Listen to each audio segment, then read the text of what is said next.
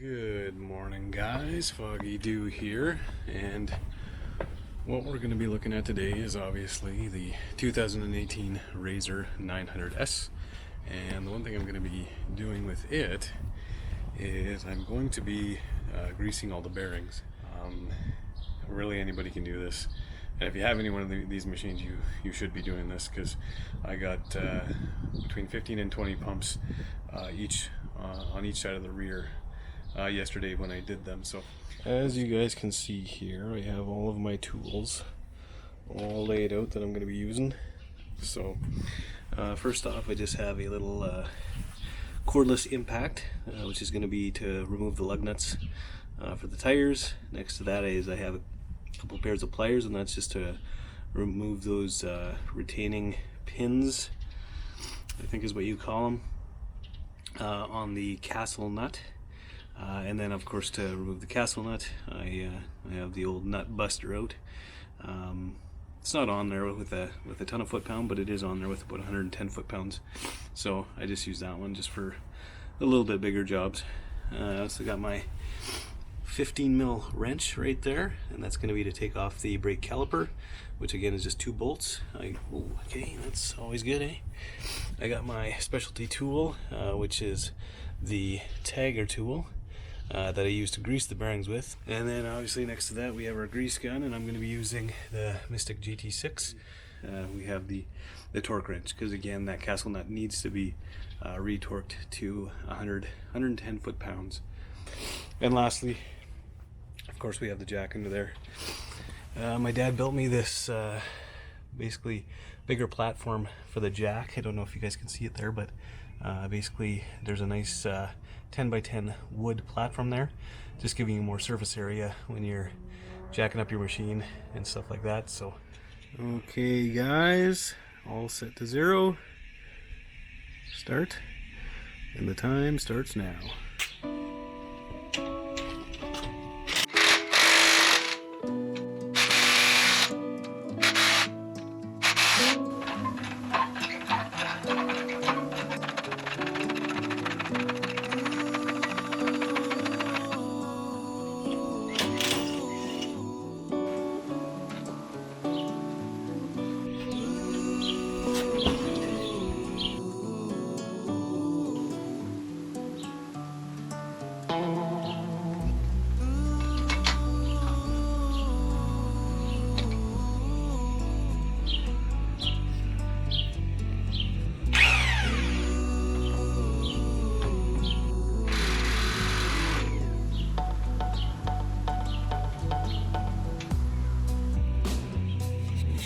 Okay guys, so I will mention that the rears don't have these guards right here. So I had to run up and grab an extra tool, so it's obviously slowing me down a little bit here.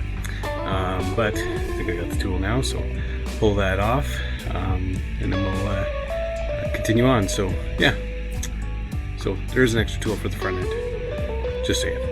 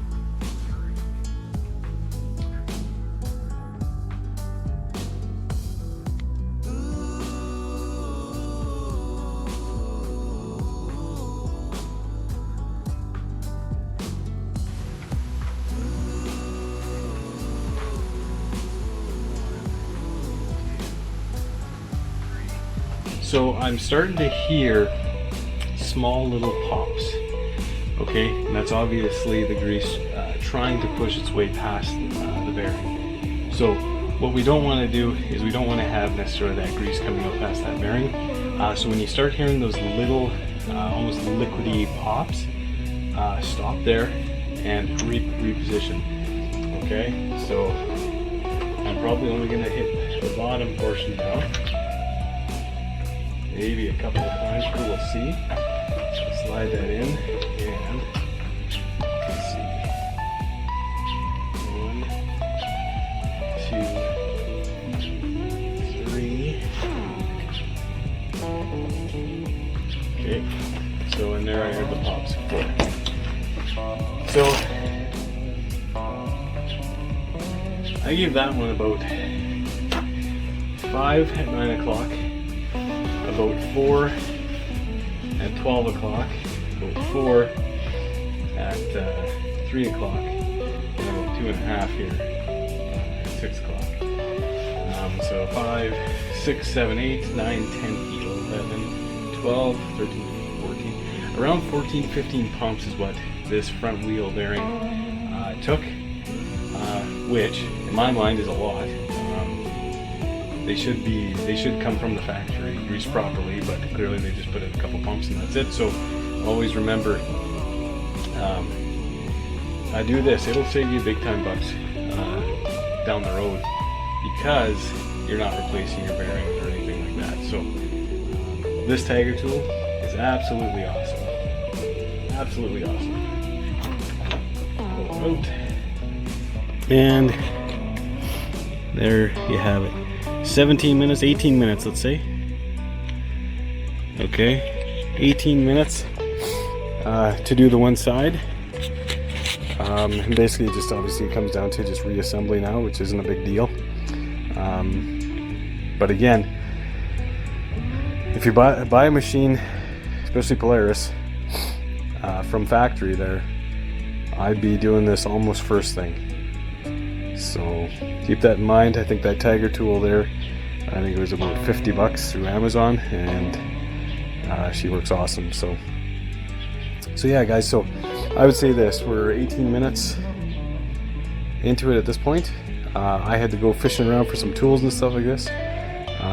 So again, when you have all the right tools right there ready to go, I would say you're probably looking at a 12 to 15 minute job per side. And again, in the grand scheme of things, how much headache that's going to save you down the road, it's definitely well worth it. So, and also guys, I'll just mention one more thing here.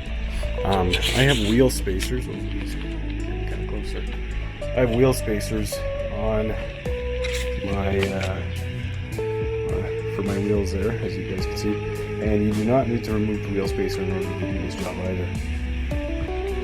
One other thing I will mention to you guys is this piece right here.